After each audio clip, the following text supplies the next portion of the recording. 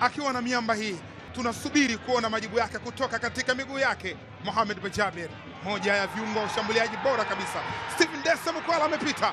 Dese Mukwala bado yuko na mpira na nikaonesha katika nafasi. Bajaber, mchezaji mpya kwenye klabu, mchezo wake wa kwanza, mpira wa kwanza pale alijiandaa.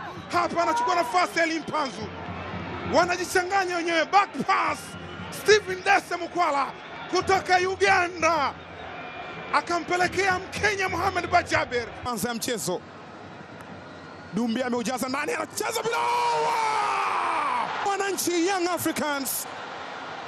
Dumbia aliupiga mpira katika njia kama amekosea hivi, Dickson Job akaupalaza tu ndani ya net.